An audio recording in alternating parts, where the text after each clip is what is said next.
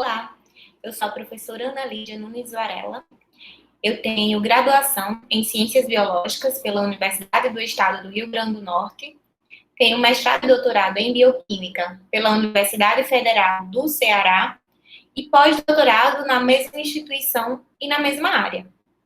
Eu serei a professora de vocês da disciplina de Síndrome Metabólica e Tópicos Especiais em Imunologia e vou acompanhar ao longo desse semestre essa disciplina e a tutoria com vocês.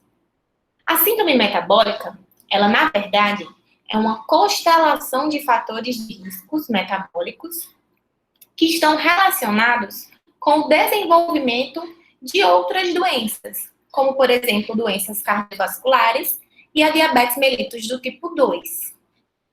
Como veremos ao longo dessa disciplina, a alimentação ela tem um papel fundamental no desenvolvimento e na progressão da síndrome metabólica, visto que uma dieta com alta densidade energética, decorrente do excesso principalmente de carboidratos e ou lipídios, ela pode sim levar a um quadro, a um aumento crônico de insulina, que a gente vai ver ao longo da disciplina, que esse hormônio tem um papel fundamental no desencadeamento desta doença, glicose e ácidos graxos livres no plasma, que juntos eles vão afetar vários outros quadros metabólicos, totalizando a soma do que a gente chama de síndrome metabólica.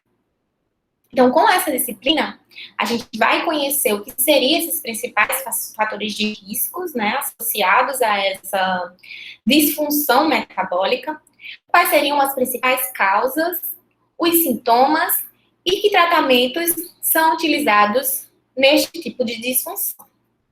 Então, para a gente iniciar, a gente precisa primeiro conceituar o que seria a síndrome metabólica.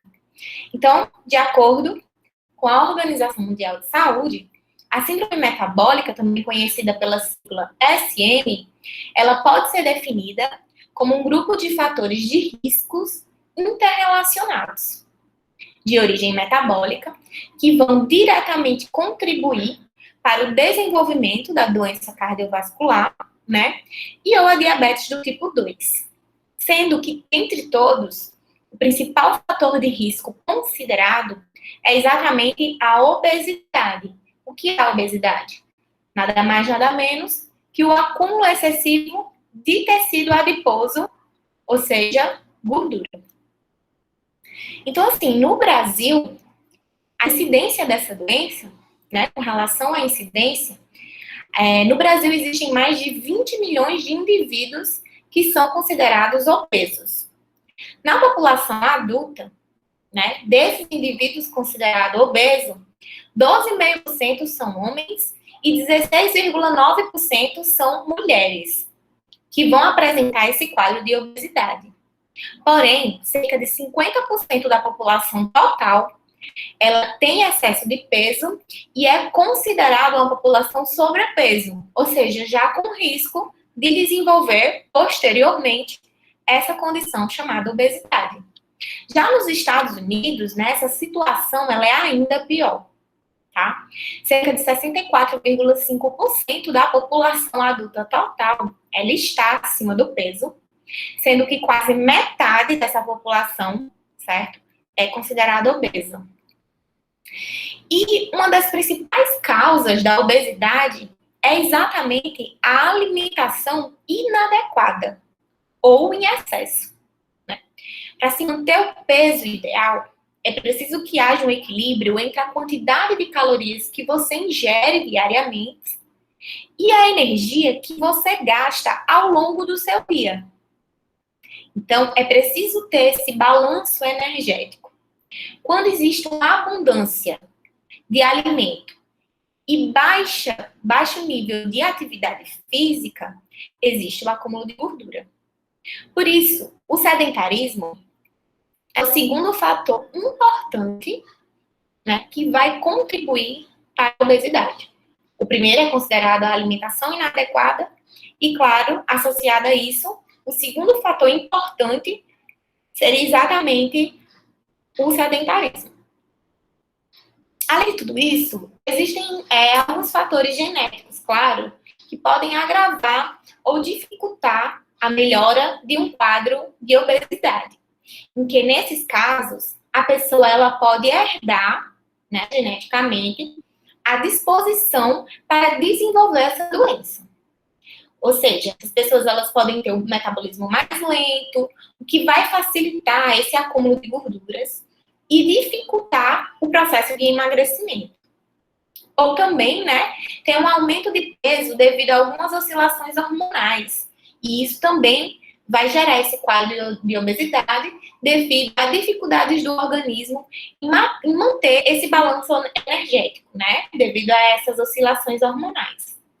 Também existe, claro, fatores de outros, a influência de outros fatores, que a gente vai ver lá na frente quais seriam esses principais fatores associados, como, por exemplo, fatores psicológicos, fatores culturais, ambientais e etc. Que quando juntos vão desencadear essas crises de compulsão alimentar e, posteriormente, um quadro de obesidade. E, como a gente viu, é considerado um dos principais fatores associados à síndrome metabólica. Então, para analisar, como é que a gente faz para analisar esse nível de obesidade de alguém ou de uma população como um todo? Então, uma medida muito útil para se analisar o nível de obesidade de alguém é a medida de índice de massa corporal, que é o IMC, que é um parâmetro utilizado para saber se o peso está de acordo com a altura que a pessoa tem. O que pode interferir diretamente na saúde dessa pessoa e, claro, na qualidade de vida que ela vai ter, né? Assim, a partir desse resultado, desse cálculo, né, de índice de massa corpórea, é possível saber também se a pessoa ela está dentro de um peso ideal e também identificar obesidade ou desnutrição em crianças e adolescentes, por exemplo, né? O IMC, ele é calculado como sendo a massa corporal em quilogramas dividido pela altura que a pessoa tem elevada ao quadrado. Vamos calcular utilizando como exemplo os meus dados, né? Eu, Ana, eu possuo um peso de 55 quilogramas e tenho 1,57 metros de altura. Então, substituindo esses dados na nossa fórmula, a gente poderia calcular o meu IMC, 55, dividido por 1,57 vezes 1,57. O resultado seria 22,3. Tá, Ana? Agora eu tenho um resultado e como é que eu sei se o seu peso ele se encontra numa faixa ideal ou se você é considerada um risco à obesidade e etc. Então, a partir disso, desse resultado, a gente vai utilizar esse valor e comparar com uma tabela de IMC proposta pela Organização Mundial de Saúde. Tá aqui essa tabela, né? Então, eu veria onde o meu peso se enquadraria. Então, como vocês podem ver, o meu peso se enquadraria nesse segundo ponto, que diz que são valores entre 18,5 e 24,9, né? Então, eu sou considerada, eu tenho uma condição normal ou eutrófica. Toda vez que a gente utiliza essa palavra eutrófica, nós também estamos nos referindo a uma condição de peso normal, certo? Com obesidade em grau zero, ou seja, não tem um grau de obesidade, e um risco para desenvolver outras doenças normal. Porém, se o meu IMC fosse calculado e desse um valor acima disso, a gente poderia ver as seguintes condições, né? O segundo ponto seria de 25 a 29,9, que é considerado sobrepeso ou pré-obeso, né? Tem um grau de obesidade zero, porque ainda é considerado pré-obeso, e um risco de desenvolvimento de doenças pouco elevado. Nesse terceiro ponto, nós teríamos um índice de IMC entre 30 e 34,9, considerado já uma obesidade de grau 1, e um risco para desenvolvimento de doenças elevado. Se for acima disso, entre até 39,9, nós já já está considerado uma obesidade de grau 2 e um risco muito elevado para o desenvolvimento de doenças. E acima de 40, nós temos uma obesidade grave, né, chamada de grau 3, e um risco muitíssimo elevado para o desenvolvimento de doença. Então, a partir do cálculo de IMC e a utilização dessa tabela, nós podemos comparar alguns valores e saber se o indivíduo ele está enquadrado como obeso ou não. Porém, gente, vale salientar que o cálculo de índice de massa corpórea é uma medida que, sozinha, ela pode conter muitos erros. Esse tipo de cálculo ele é mais amplamente utilizado quando se quer fazer um estudo com um número grande de pessoas, certo? Quando você deseja fazer uma análise epidemiológica de uma população grande, certo? Nesse tipo de estudo, com grande quantidade de pessoas, você pode sim utilizar o cálculo de índice de massa corpórea, o IMC, como método de avaliação. Porém, para avaliar grau de saúde e nível de risco de um indivíduo de forma correta, um indivíduo sozinho, o cálculo de IMC sozinho, ele não é uma medida muito confiável, pois ele não leva em conta fatores críticos que contribuem para a saúde, como, por exemplo, onde está localizada a gordura do seu corpo. Ele está calculando o índice de massa corpórea total, mas onde está localizada principalmente a gordura do seu corpo? E sim, existem gorduras que estão localizadas em determinadas porções que são mais maléficas para o corpo. Como a gente vai ver, a gordura abdominal e a visceral. Então, dependendo de onde esteja localizada a grande quantidade de gordura que seu corpo tem, o seu risco para desenvolver doença pode ser maior ou menor. E com esse cálculo simples do IMC, nós não temos essas informações. Além disso, ele também não dá a proporção de músculo que a pessoa tem. Além das diferenças sexuais que existem na composição corporal. Um homem e uma mulher, eles têm diferenças na sua composição corporal. E o IMC, ele é uma medida geral. Por isso, para esse tipo de cálculo de composição corporal de forma correta, nós devemos procurar um profissional da área da saúde, como um nutricionista, né, por exemplo, para que ele possa efetuar cálculos mais profundos e precisos dessa composição corporal, utilizando medidas de circunferência abdominal e outras medidas como o nível de adipócitos presentes no seu corpo, enfim, utilizar outros métodos em conjunto com a realização do cálculo do IMC, né? Agora, como eu disse antes, né, quando se está analisando um grande número de pessoas, tá? Quando se está fazendo uma análise epidemiológica de um grupo ou de uma população, onde ficaria complicado eu analisar a composição corporal correta de cada indivíduo, o cálculo de IMC, sim, se encaixa melhor e pode ser utilizado. Né? Como principais causas da obesidade, como a gente viu, né, existem diferentes causas que desencadeiam esse principal fator associado à síndrome metabólica. E entre as principais causas da obesidade, nós podemos citar algumas, como, por exemplo, causas genéticas. A predisposição genética à obesidade ocorre devido a polimorfismos genéticos relacionados ao acúmulo de gordura corporal e à metabolização de carboidratos. Então, disfunções em qualquer um desses metabolismos de gordura e de carboidratos são causas genéticas que podem desencadear mais facilmente a obesidade, né? As pessoas que têm essa predisposição genética correm maiores riscos de apresentar excesso de peso ao longo da vida e todos os problemas decorrentes disso, né? O que implica em maiores cuidados com a alimentação, tá? Contudo, claro, uma predisposição genética, ela não deve ser levada como uma determinação, um ponto final, uma sentença para a vida toda de que eu vou sim desenvolver obesidade e eu não tenho o que fazer porque eu tenho uma predisposição genética. Até porque, apesar de existir causa de predisposição genética, as outras causas da obesidade, elas se sobressaem com relação à genética. Está muito mais relacionado com o estilo de vida que você leva para você desencadear o grau de obesidade do que até mesmo com esses fatores genéticos, sendo responsável apenas por algumas porcentagens de casos relacionados a essa doença, tá? Outro fator importante no desenvolvimento da obesidade são fatores culturais. Qual tipo de alimentação mais consumida em determinado lugar? É cultural, no lugar onde você vive, tem mais alimentos saudáveis? Ou as pessoas no lugar onde você vive comem mais fast food, mais lanches?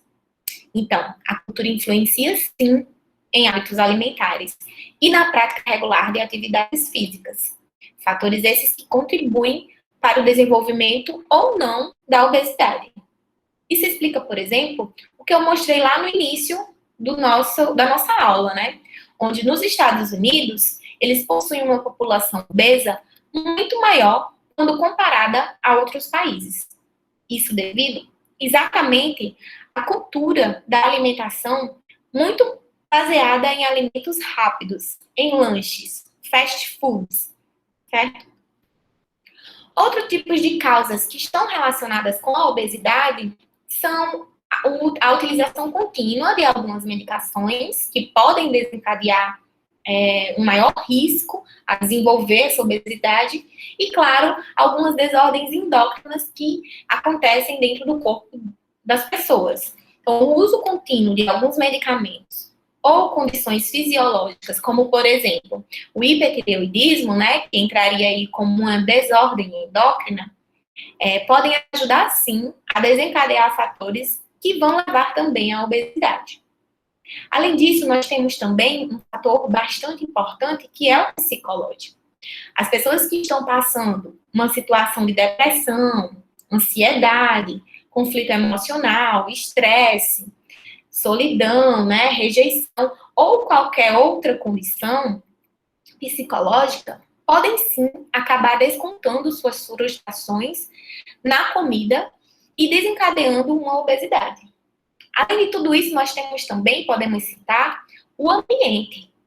Por exemplo, o desenvolvimento econômico e a urbanização, eles determinaram as modificações do estilo de vida da população, traduzindo em padrões de alimentares bem ruins e por um estilo de vida predominantemente sedentário, né?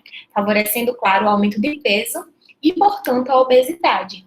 Então, assim, com a industrialização e com os processos de aumento de tecnologia, as pessoas tendem a procurar coisas mais rápidas, mais práticas, e acabam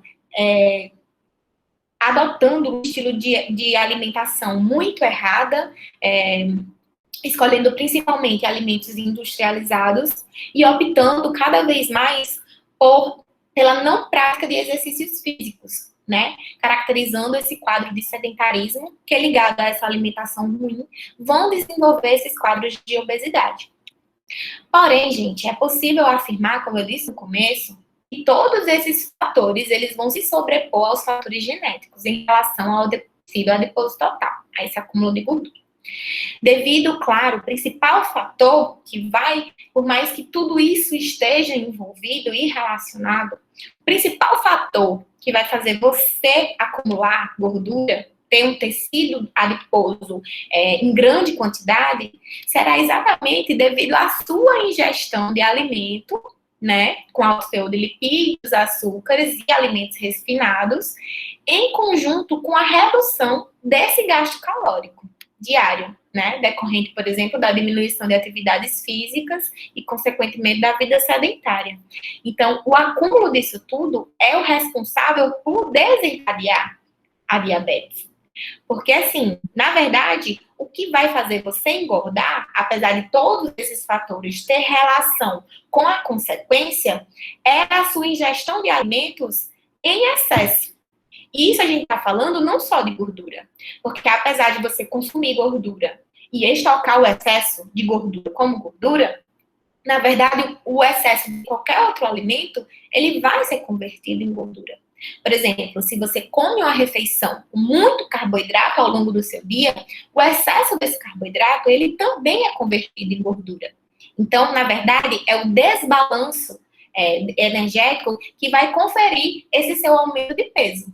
Então, vamos relembrar um pouquinho como esse carboidrato no nosso corpo, né, numa refeição rica em carboidratos, ela também vai ser convertida em gordura, né? Se comermos carboidrato em excesso, ele também será estocado na forma de gordura, como eu falei, né? Então, todo carboidrato ingerido, certo? Uma hora ou outra, dentro do nosso corpo, ele será transformado em glicose. E irá entrar na respiração celular, que é aquele processo que tem 3 etapas, onde a primeira das etapas é a conversão de glicose em ácido pirúvico através da glicólise. Lise vem de quebra, glico, carboidrato. Então, a quebra da glicose, né? O processo chamado de glicólise, que é o primeiro passo da respiração celular, que é a quebra da glicose em 2 moléculas de ácido pirúvico, também chamado de piruvato. Depois, esse piruvato ele é convertido em acetilcoenzima A. Essa, por sua vez, ela entrará no ciclo de Krebs, certo? Vai seguir para a cadeia transportadora de elétrons, que tem como principal função a produção de energia, principalmente na forma de ATP. Então, esse é o caminho da nossa respiração celular, que é o processo que acontece de forma aeróbica, respiração aeróbica, ou seja, na presença de oxigênio, claro, de maneira bem resumida. Vale lembrar também que toda vez que eu tenho excesso de glicose, esse excesso ele pode virar glicogênio, através de uma reação, de uma via metabólica, chamada de glicogênese. Gênese vem de produção, origem, e glico, do glicogênio, ou seja, a síntese de glicogênio a partir da glicose. Então, lembramos ainda que nós temos a capacidade limitada de estocar esse glicogênio, que é a nossa reserva de carboidrato corporal. Porém, essa nossa reserva, ela é limitada. O nosso fígado estoca algo em torno de apenas 400 gramas de glicogênio diariamente. O que quer dizer que se eu comer algo mais do que isso de carboidratos, por exemplo, se eu comer 1 quilo de macarrão, uma parte vai entrar na respiração, né, para ser transformada em energia. Eu guardo uma parte em glicogênio, porém, o grande excesso, ele vai entrar na glicólise, que é transformada em acetil-CoA, e por sua vez, depois, ele será transformado em ácidos graxos para poder ser convertido em gordura. Então, tá aí, né? O excesso de carboidratos, uma parte vira glicogênio, mas grande parte desse excesso, ele vai acabar virando gordura, né? Já que é a gordura a nossa principal fonte de armazenamento de energia do nosso corpo. Então, não é só o excesso de gordura que você tem na alimentação que vai se transformar em gordura. O excesso de carboidrato também será transformado em gordura. Tá? Sendo que o aumento no teor de insulina, ocasionado pelo excesso de carboidrato no sangue, é um dos principais responsáveis por estimular o acúmulo dessa gordura. Ou seja, a insulina é um hormônio produzido no pâncreas, quando a glicemia está elevada, ou seja, principalmente após as refeições. E o principal papel dessa insulina é estimular o transporte de glicose do sangue para dentro das células. Para quê? Para que lá dentro elas sejam quebradas para a produção de energia, ou para a produção de glicogênio, ou para a produção de gorduras.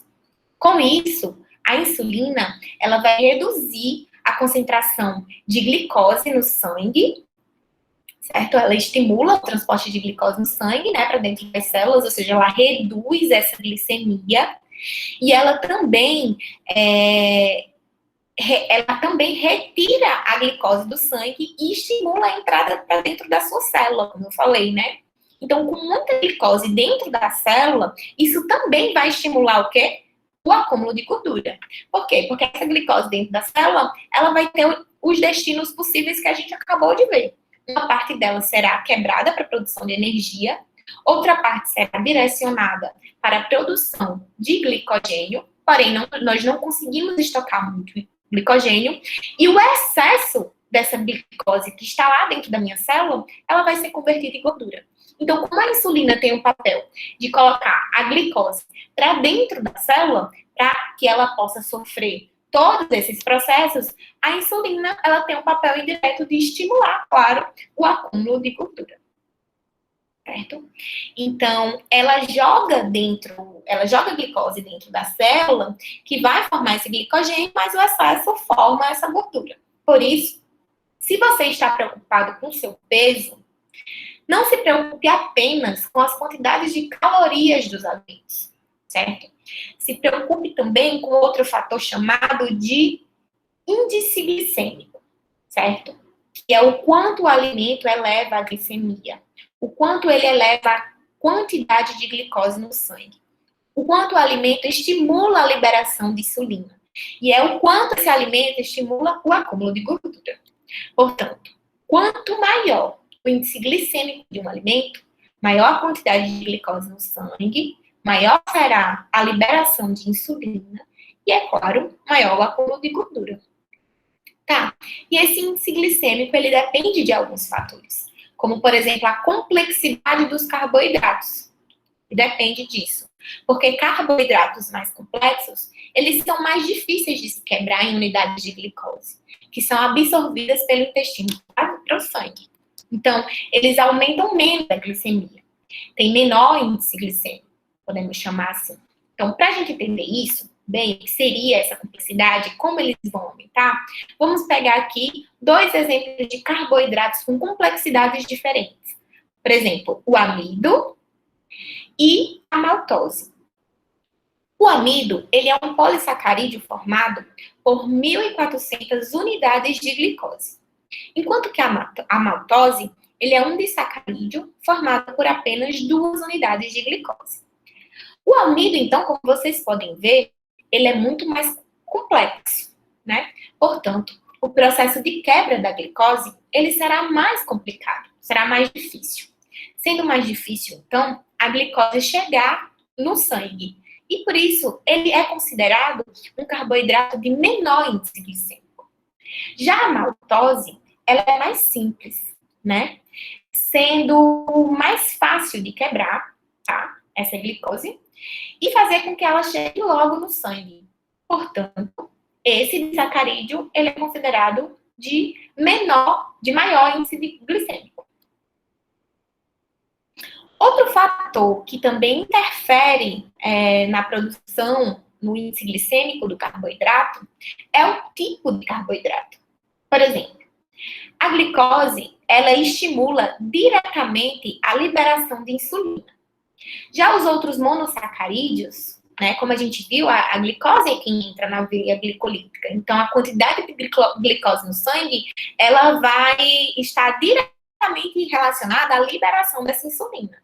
Já outros monossacarídeos, como, por exemplo, a frutose e a lactose, certo? Elas não vão estimular diretamente a liberação de insulina. Primeiro, elas vão precisar ser transformadas em glicose para aí sim, depois, ela estimular a liberação dessa insulina. E como a gente viu, a insulina, né, ela está diretamente relacionada com a produção de gordura no tecido adiposo. Então, o tipo de carboidrato também vai influenciar nesse índice glicêmico. E quais são os motivos? O que é que o acúmulo desse tecido adiposo ele pode trazer como decorrências, como consequências para o nosso corpo? O excesso do tecido adiposo, de maneira geral, principalmente o visceral, certo? Ele aumenta a formação de produtos metabólicos derivados de lipídios, que são hormônios e citocinas, que tem a capacidade de aumentar a inflamação sistêmica e levar a um quadro de resistência à insulina e à disfunção endotelial no indivíduo.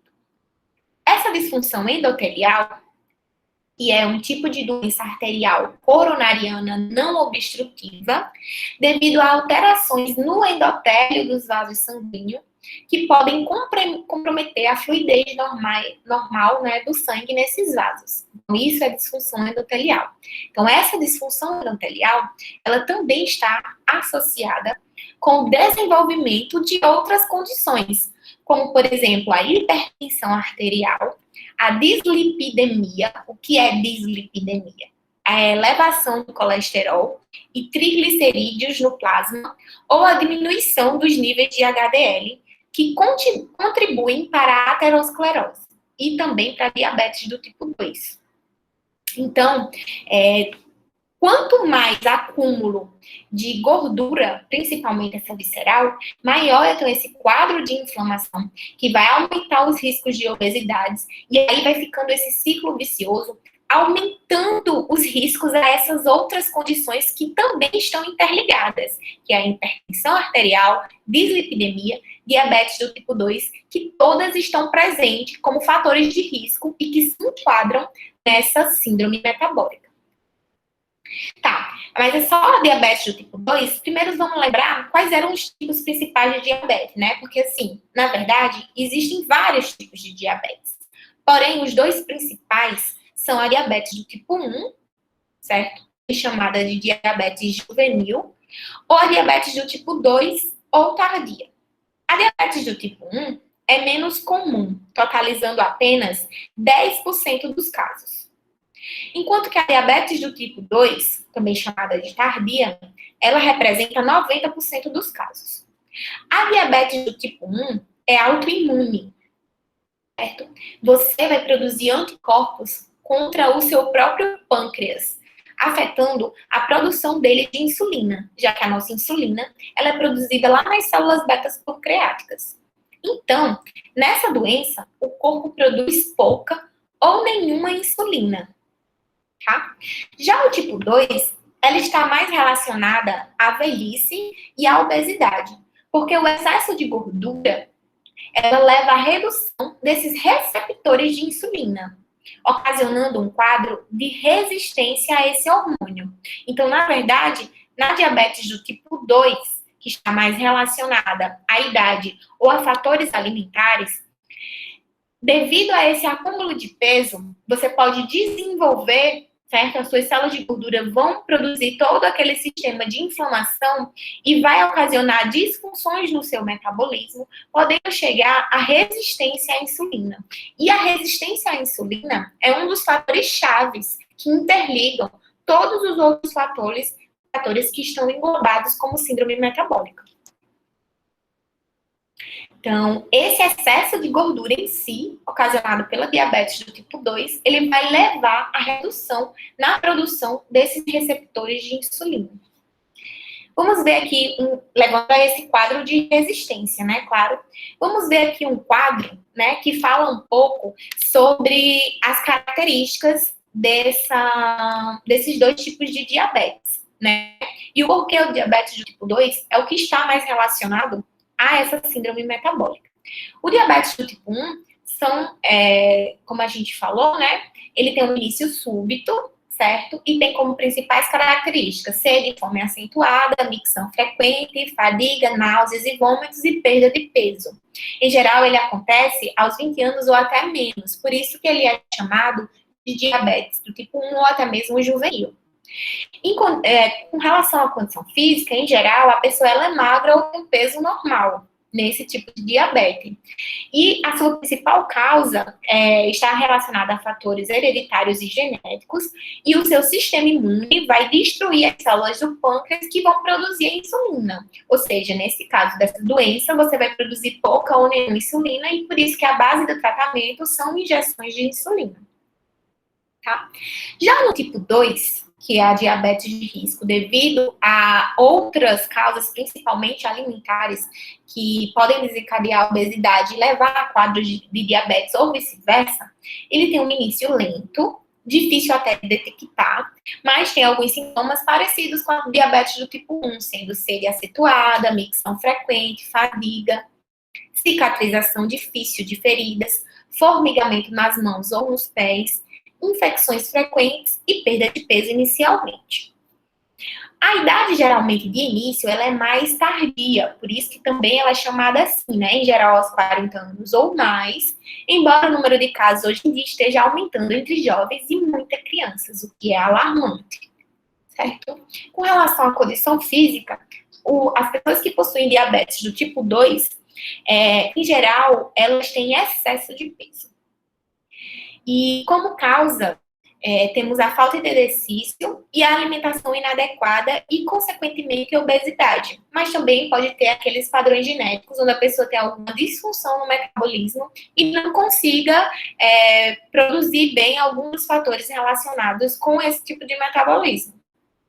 E a base do tratamento, nesse caso, a diabetes do tipo 2, são a mudança no estilo de vida, possivelmente complementadas por insulina e fármacos. Além desses dois tipos de diabetes, temos aqui outro que tem aparecido bastante em estudos recentes, que são diabetes gestacional, onde acontece principalmente na faixa etária reprodutiva, ou seja, nas pessoas que estão gestantes, e ela é ocasionada exatamente devido a hormônios produzidos pela placenta que vão impedir a ação correta da insulina. Essa diabetes gestacional, ela pode ser tratada por mudanças de estilo de vida e, possivelmente, dependendo do grau, complementadas com injeções de insulina.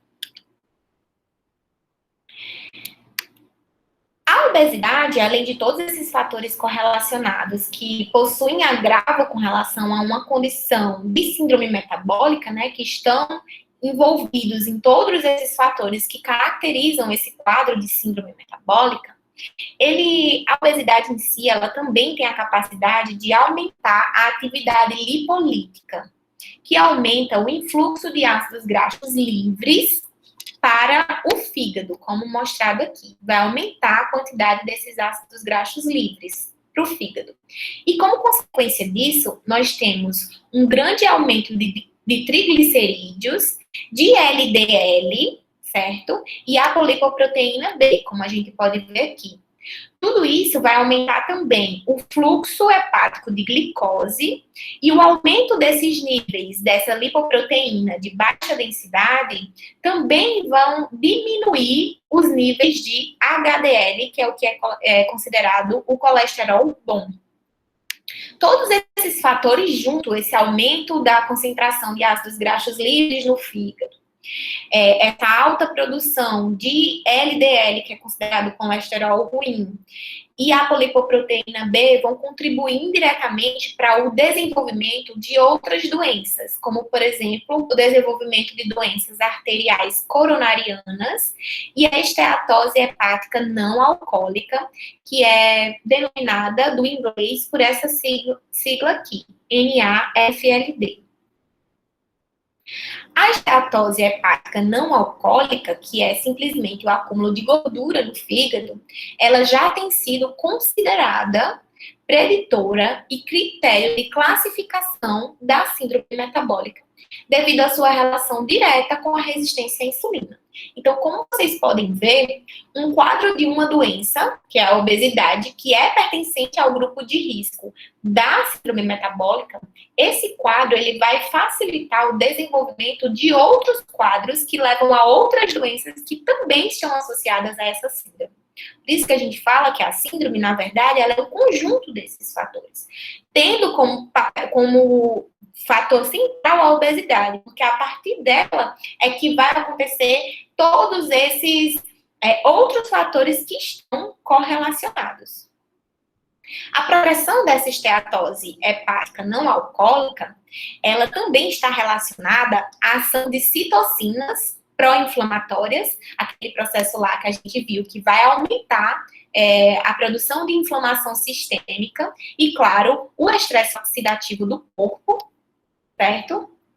A resistência à insulina, resultante do aumento de tecido adiposo visceral, e do consumo excessivo de carboidratos e lipídios, provoca a diminuição da lipólise no tecido adiposo e o aumento do fluxo de ácidos graxos livres do tecido adiposo para o fígado. Então, o aumento desses ácidos graxos livres nos hepatócitos vão contribuir para uma hiperinsulinemia, ou seja, uma quantidade de insulina com níveis superior da concentração normal presente no sangue, e uma hiperglicemia, que são exatamente os níveis de glicose alterados no sangue nesses pacientes que possuem esteatose hepática. E essas duas condições a gente já viu antes que estão relacionadas também com o processo de resistência a essa insulina e o desenvolvimento de todos esses quadros, mostrando a relação de todas essas doenças com a síndrome metabólica. Além disso, a hipertensão arterial, né, que é um desses fatores que estão correlacionados com essa síndrome metabólica, assim como essa dislipidemia e a diabetes, tem a capacidade de aumentar a agressão no endotélio vascular, aumentando a permeabilidade de lipídios.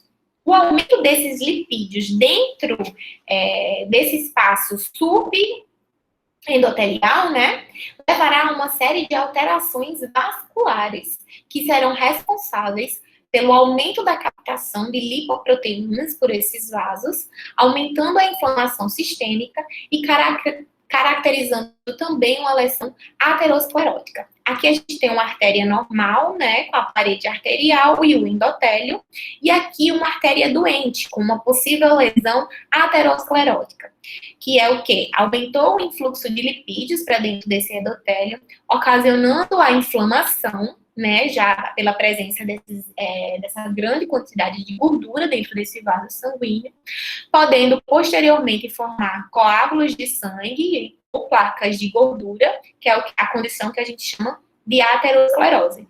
E essa condição, com esses coágulos, vai dificultar o fluxo sanguíneo nesses vasos, podendo ocasionar outras doenças que estão associadas, como a doença cardiovascular e outros tipos de doenças que também caracterizam esse quadro de síndrome metabólica. Outro hormônio que também é afetado nesse quadro de síndrome metabólica, sendo em qualquer uma dessas doenças que estão relacionadas com essa disfunção, é a leptina, né? A leptina é um hormônio produzido pelas próprias células de gordura, que vai agir diretamente no cérebro e que tem como principais funções controlar o apetite, reduzir a ingestão da gente de alimentos e regular o gasto energético. Então, quando a gente está se alimentando e o nosso cérebro acha que já vai começando a ficar saciado, é esse hormônio, a leptina, que ele vai ser liberado exatamente para controlar o seu apetite e falar para o seu corpo, olha, já tá bom, você já ingeriu a quantidade de alimento suficiente, você já está com a sensação de satisfeito, permitindo, claro, que você mantenha um peso corporal ideal, né? Mantenha esse peso corporal aqui em níveis normais. Já indivíduos obesos, eles apresentam elevados níveis de leptina também. Porém, existe uma resistência à sua ação. Existe uma grande quantidade de leptina, o corpo está pedindo para você parar de comer, porém, existe uma resistência à sua ação. Ela não consegue efetuar a sua ação de forma correta. Certo? Então, a leptina ela é muito importante, como a gente viu. Ela age diretamente no sistema neuroendócrino, atuando como um adipostato, ou seja, um regulador desses níveis de adipose, de acúmulo de tecido adiposo, que tem a capacidade de reduzir a secreção e melhorar a resistência à insulina e inibir a lipogênese, ou seja, a produção de mais células de gordura. Então, acredita-se que a resistência à insulina, ela está diretamente relacionada, certo?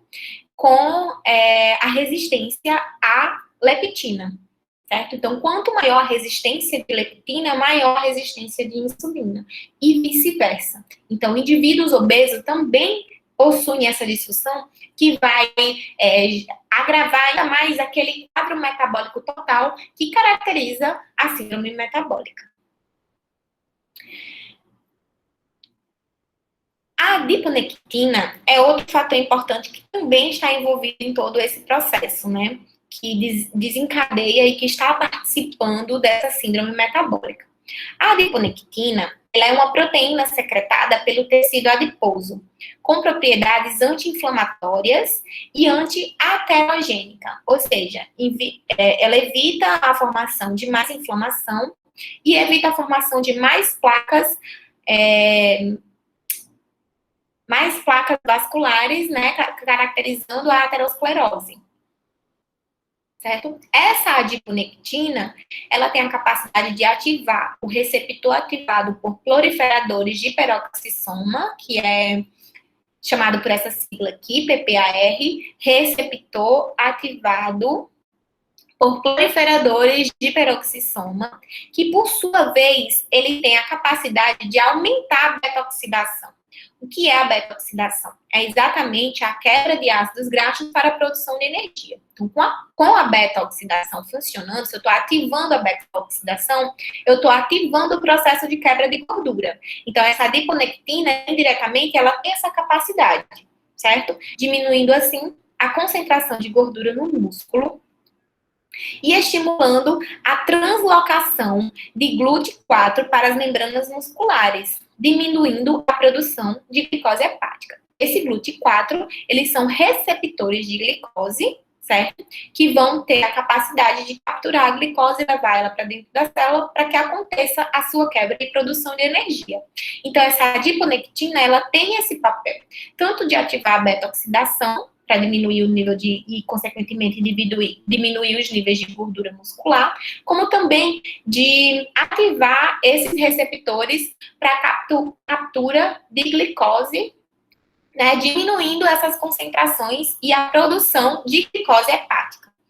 Porém, com a obesidade e consequente acúmulo de gordura visceral, a hipertensão também, né, mostrando o envolvimento de todas essas doenças e a participação de todas elas nesse quadro, ao favorecimento do quadro que a gente chama de hipoadiponectina, certo? Ou seja, vai acontecer a diminuição da produção no indivíduo obeso, certo? Da produção de adiponectina. Favorecendo, claro, o aumento de chances de desenvolvimento de hipertensão, já que sem a adiponectina eu não vou estar ativando a minha beta-oxidação, nem favorecendo a diminuição da glicose no fígado indiretamente. Então, eu estou favorecendo ainda mais, né, o quadro de hipoadiponectina, menor produção dessa proteína, que por sua vez vai aumentar a probabilidade do desenvolvimento da síndrome metabólica e de todas as suas doenças que estão nesse pacote, como a diabetes do tipo 2, aterosclerose, enfim. Então, todo esse quadro, ele é agravado com a participação de todos esses componentes. A síndrome metabólica, ela se caracteriza exatamente por esse sistema complexo que está interligado, onde uma doença, ela afeta um grau do seu metabolismo que também está relacionado com outras doenças. Então, todas estão interligadas, por isso que a gente diz que ela é um conjunto de fatores de risco.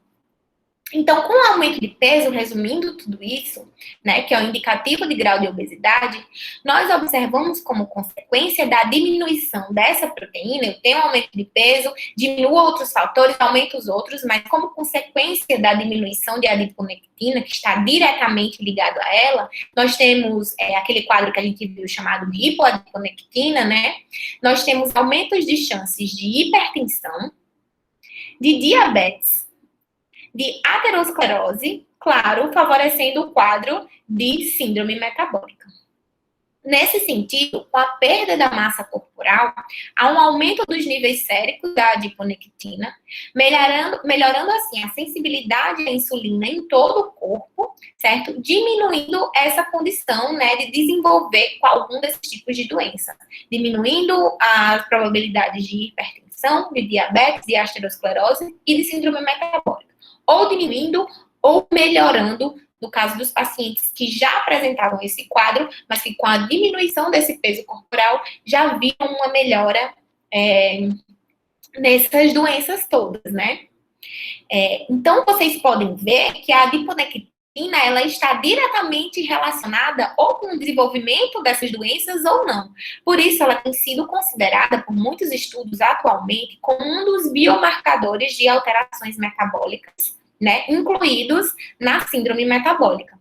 Como, por exemplo, eu trouxe um artigo aqui que vai mostrar a adiponectina em crianças eutróficas e obesas sendo utilizada como biomarcador, ou seja, a sua presença ou ausência é um indicativo de possível desenvolvimento ou não dessa doença.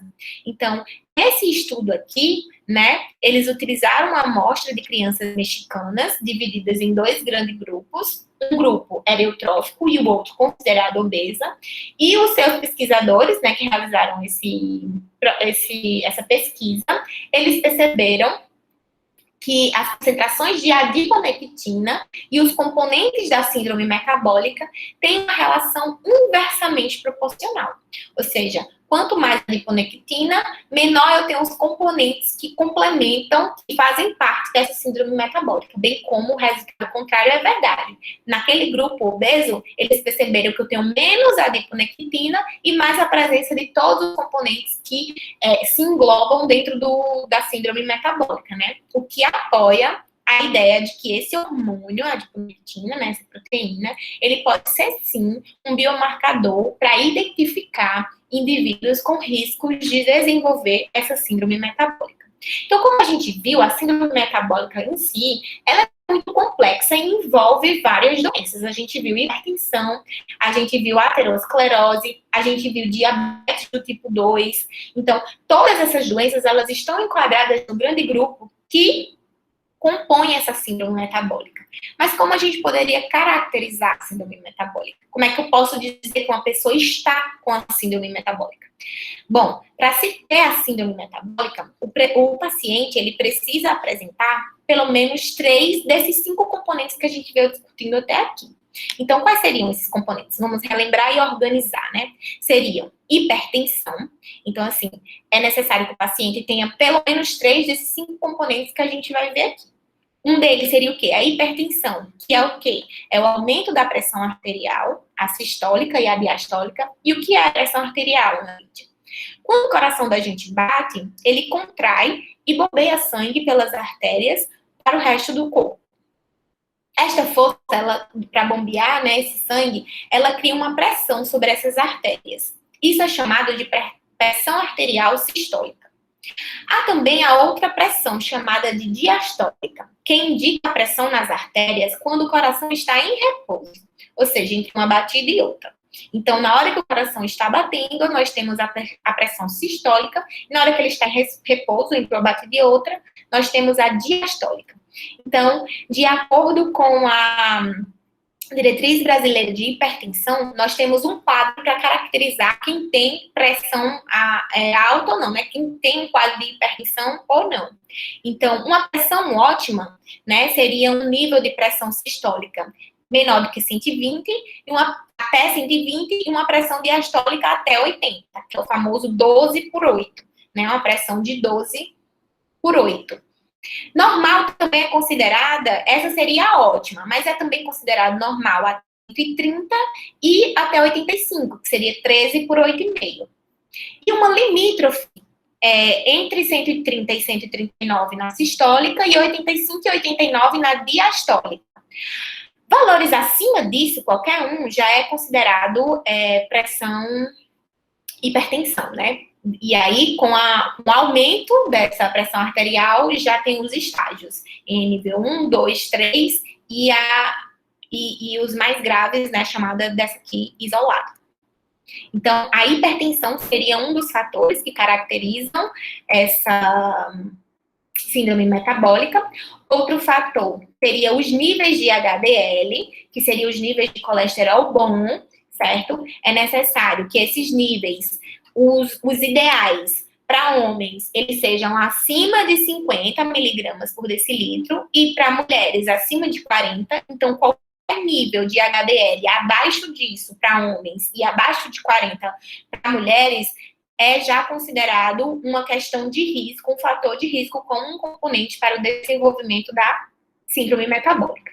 Então, além de hipertensão, de HDL, nós temos também o aumento de triglicerídeos que sejam acima de 150 miligramas por decilitro. Então, qualquer nível acima desse valor, do considerado normal, né, já é uma condição que é considerada como um componente para o desenvolvimento da síndrome metabólica. Então, vamos lá, porque agora a gente tem hipertensão, níveis de HDL, né, triglicerídeos, também, claro, a presença de gordura abdominal, principalmente aumentada, e uma glicemia de jejum alterada. Os níveis ideais são abaixo de 100, mas se eu tiver uma glicemia de jejum já acima de 100, eu já considero como uma glicemia de jejum alterada. Então, todos esses fatores juntos, eles são componentes, né, que podem te indicar, que seja um indicativo que você está com uma síndrome metabólica. Então, a presença de 3 desses 5 já caracteriza um quadro de síndrome metabólica. E como é que eu sei que eu estou com a síndrome antes de fazer esses exames? Então, assim, a primeira coisa, um dos primeiros sintomas e fatores que faz uma pessoa procurar um médico é o ganho de peso.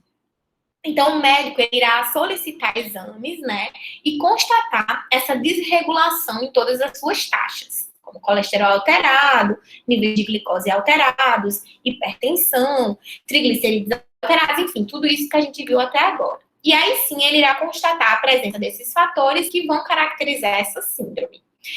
A síndrome em si, ela não tem sintomas que sejam ligados a ela. Na verdade, o que acontece são sintomas desencadeados pelas doenças que estão relacionadas à síndrome. Por exemplo, o ganho de peso, ele traz consigo alguns sintomas como cansaço, dores articulares por causa da sobrecarga do peso, né, síndrome de apneia obstrutiva do sono e a presença de roncos, alterações menstruais nas mulheres. Então, tudo isso está relacionado com o ganho de peso. Mas como o ganho de peso está no sintoma das doenças que compõem a síndrome metabólica, nós podemos considerar ele também sintomas da síndrome. Mas, na verdade, esses sintomas estão relacionados com as doenças que compõem a síndrome. Como, por exemplo, problemas de colesterol vão aumentar o risco de infarto e derrame, né? Também pode ocasionar tonturas. A hipertensão em si causa dores de cabeça, mal-estar em geral, cansaço e tonturas ou zumbidos. A diabetes, ou alterações nessa glicemia, né? Boca seca, perda de peso, muita sede, no caso mais agudo, enfim. Então, os sintomas que decorrem da síndrome metabólica, na verdade, são os sintomas que são componentes das doenças que compõem esse grande quadro de síndrome metabólica. Porém, um que a gente chama central, né? Chama um ponto central que interliga todas essas doenças que compõem essa síndrome é exatamente a resistência à insulina, certo? Então, todas essas doenças, a hipertensão, esses problemas no colesterol, nos níveis de triglicerídeos, na obesidade, todos esses têm em comum levar, de alguma forma, a resistência à insulina. E a resistência à insulina em si, ela também pode ocasionar sintomas. Existem 2 sintomas que estão diretamente ligados a essa resistência à insulina, né? Que seria o aparecimento de acrocórdons, que é um crescimento de pele no pescoço, né? Levando ao aparecimento dessas lesões que lembram pequenas verrugas escurecidas. E também o aparecimento dessa acantose nigricans, que é o escurecimento da pele, chamado também de hiperpigmentação, em regiões das dobras, né, de algumas partes internas do corpo, como, por exemplo, cotovelos, axilas e pescoços, certo? Então, esses sintomas, eles estão relacionados com as doenças que compõem essa síndrome metabólica. Então, cada doença que compõe essa síndrome como um todo vai desencadear esses sintomas, e aí a gente pode associar, claro, a síndrome metabólica. Com relação a tratamento, de acordo com a diretriz brasileira de diagnóstico e tratamento da síndrome metabólica, o tratamento atual se baseia no tratamento medicamentoso, né, que é o uso de antihipertensivos, antidiabéticos e antilipemiantes, e também de não medicamentosos ou cirúrgicos, que são através de cirurgias restritivas e desabsortivas. O que seriam essas cirurgias? São aqueles procedimentos, né, onde nos restritivos, como, por exemplo, a gente tem a banda gástrica, a operação reduz a quantidade de alimento que o estômago é capaz de receber, induzindo a sensação precoce de saciedade, como, por exemplo, nós temos a banda gástrica. Já nas operações desabsortivas, o tamanho e a capacidade do estômago, eles são alterados, e a absorção dos alimentos pelo intestino delgado também é alterada. Então, como exemplo, nós temos a redução do estômago, né? Retirada de um pedaço do estômago. E ainda a gente tem as cirurgias de tipo mistas, que envolvem esses dois procedimentos, né? Por exemplo, o bypass gástrico, ou também gastroplastia, com reconstrução em Y de Hooks, que mexe tanto no estômago quanto no intestino. Porém, gente, a terapia de primeira escolha para o tratamento da síndrome metabólica é, de longe, com certeza, a associação entre a mudança de hábitos alimentares e o exercício físico, que é recomendado que seja feito de 3 a 5 vezes na semana, de 30 a 60 minutos contínuos, certo? Além disso, dietas do tipo DASH e mediterrânea, que são dietas que estimulam o consumo de vegetais, frutas e grãos integrais, baseada num déficit calórico de 500 a 1.000 quilocalorias por dia, certo? No valor calórico total, visando a perda de peso entre 5% e 10% do peso corporal. Tem um forte grau de evidência em vários estudos e recomendações para o tratamento da síndrome metabólica, certo? Tanto com estudos experimentais e observacionais recentes, com boa consistência e ótimos resultados de melhora nesse tipo de síndrome. Por exemplo, eu trouxe algum desses estudos aqui, né, que vem mostrando que a alimentação adequada, associada ao exercício físico, tem sim a capacidade de reduzir o estresse oxidativo e as citocinas pró-inflamatórias, né?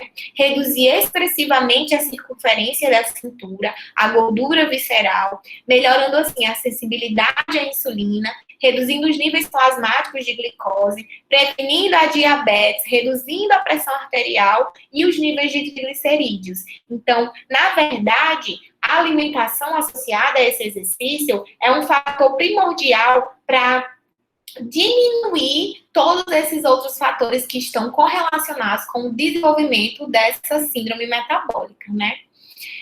Por exemplo, esse outro estudo aqui, que é uma revisão, ele mostra exatamente o que a gente vem falando, né? Que diz que estudos recentes, vários estudos recentes, demonstram que o consumo de grãos integrais foi associado negativamente com a síndrome metabólica. Então, quanto mais as pessoas consomem grãos integrais, menores são as chances de desenvolvimento dessa síndrome. Já alimentos com alto índice glicêmico, eles foram associados positivamente à resistência à insulina e à prevalência da síndrome metabólica. Além disso, esse segmento dessas dietas mediterrânea e DASH foi capaz de reduzir esses sintomas de síndrome metabólica numa população de estudo realizada em vários países, né? Então, o conteúdo de gordura, em especial o consumo de gordura saturada, o colesterol deve ser reduzido e o consumo de grãos integrais, frutas e vegetais aumentado, ajudam a reduzir esses quadros de síndrome metabólica, certo? Então, como a gente pode ver, né, o conteúdo de gordura em especial, principalmente associada, a gente não pode falar com relação a consumo de gordura no total, porque a gente já entendeu que uma dieta com alta densidade energética, né, decorrente do excesso de carboidrato e ou lipídio, ela pode sim levar ao aumento crônico da insulina, como a gente já viu desde o início, né, de glicose e de ácidos graxos livres no plasma, contribuindo para esse desenvolvimento da síndrome metabólica. Então, a gente, apesar de ter essa relação entre o consumo excessivo de carboidratos e de ácidos graxos e o desenvolvimento da obesidade e, consequentemente, dessas outras doenças crônicas que são consideradas essa síndrome metabólica, né? Evidências científicas sugerem também que não é certo a gente afirmar que todos os ácidos graxos elas vão resultar em um efeito maléfico no organismo. Na verdade, estudos mais recentes, como esses dois que eu trouxe aqui, certo? Eles têm focado a atenção no perfil dos ácidos graxos da dieta. Então, não é correto você dizer que eu não posso consumir muito ácido graxo. Porque, na verdade, existe um perfil de ácido graxo que você está consumindo. Uma vez que o consumo de SAFA, que são os ácidos graxos saturados, e MUFA, que são os ácidos graxos monossaturados, eles podem apresentar uma relação direta com o desenvolvimento da síndrome metabólica. Porém, alguns outros estudos, como esse aqui, eles mostram que o consumo baixo, o consumo elevado de PUFA, que são os ácidos graxos poliinsaturados, diferentemente de sulfa e MUFA, que são insaturados e monossaturados, eles, na verdade, são aliados ao combate da síndrome metabólica, né? Então, aqui nesse estudo que eu estou mostrando aqui para vocês, na tentativa de determinar o padrão de ácidos graxos no plasma de indivíduos com síndrome metabólica, esses pesquisadores, né, realizaram um estudo com 1.975 adultos, né, com idade entre 35 e 69 anos, e eles detectaram que os ácidos graxos plasmáticos nesses indivíduos são caracterizados por altos níveis de SAF e MUFA, ou seja, aqueles indivíduos que já possuem uma síndrome metabólica, em seu metabolismo eles têm principalmente ácidos graxos saturados e monoinsaturados, SAF e MUFA, e baixa concentração de ácidos graxos poliinsaturados. Então, gente, o SAF e a MUFA estão associados positivamente com a circunferência da cintura, com o aumento da glicose em jejum, de triglicerídeos, e negativamente com a quantidade de HDL, que é o colesterol bom. Enquanto que PUFA, né, que é isso aí que eu falei, enquanto que o PUFA, né, que é aqueles ácidos graxos poliinsaturados, eles apresentam correlação contrária. Quanto mais ácidos graxos poliinsaturados, né, menos eu tenho esses fatores preditores da síndrome metabólica, indicando assim que para o caso dos ácidos graxos poliinsaturados, muito representado pelo ômega 3, ômega 6, eles apresentam, na verdade, um efeito anti-inflamatório e anti-aterogênico, ou seja, impede a proliferação daquelas placas de aterosclerose, mostrando que sim, eles podem estar associados à alimentação, você ter uma alimentação com maior níveis desses ácidos graxos poliinsaturados. Por fim, nesse estudo, corrobora com esses dados que a gente está falando até agora, onde esses pesquisadores observaram que a combinação do tratamento de ômega 3 e restrição calórica de 10%, ou seja, você diminuir a quantidade de nível de calorias de uma pessoa em 10%, seria a combinação para o tratamento, uma proteção mais efetiva contra a obesidade, né? Sendo uma boa estratégia terapêutica para a síndrome metabólica em humanos. Então, essa combinação, ela aumentou a capacidade de oxidação mitocondrial e catabolismo lipídico, ou seja, a quebra desses ácidos graxos, diminuindo a concentração de gordura e, claro, os níveis de inflamação e aumentando a indução para a formação de outras moléculas anti-inflamatórias. Certo? Então, na verdade, você não pode resumir dizendo que tem que diminuir a quantidade de carboidratos gerais e de ácidos graxos principalmente, já que a gente está vendo aqui nesses estudos que alguns ácidos graxos, como os poliinsaturados do tipo ômega 3 e 6, eles estão relacionados beneficamente com a diminuição desse quadro de síndrome metabólica, que é exatamente o que a gente pode ver aqui nessa conclusão. Como que a gente chega nessa conclusão? O que seria que a gente pode tirar de conclusão com relação a essa disciplina de síndrome metabólica? A gente pode dizer que o consumo excessivo de gordura saturada, ele é capaz de gerar alterações no metabolismo de carboidratos e lipídios, gerando alterações metabólicas, tais como resistência à insulina, diabetes, hipertensão, dislipidemia e acúmulo de gordura visceral, né, auxiliando no desenvolvimento dessa síndrome. Tais alterações ocorrem com o consumo excessivo de lipídios, né, principalmente os lipídios saturados e monoinsaturados, devido à sua capacidade de aumentar a expressão gênica de vias inflamatórias, diminuir a expressão de vias anti-inflamatórias, alterar a permeabilidade à membrana celular e aumentar a expressão de citocinas inflamatórias e do estresse oxidativo. Vimos também que gordura poliinsaturada, como por exemplo do tipo ômega 3, né, os PUFA, por sua vez, eles parecem ter efeito benéfico na prevenção e no tratamento da síndrome metabólica, devido à sua capacidade anti-inflamatória, né, a sua capacidade de remodelar a estrutura de lipoproteínas e modular endocannabinoides, diminuir citocinas pró-inflamatórias e alterar o metabolismo lipídico, certo? E, no geral, que uma alimentação equilibrada, aliada à prática regular de exercícios físicos, certo? São as melhores formas de prevenção e tratamento da síndrome metabólica. E é isso. Muito obrigada.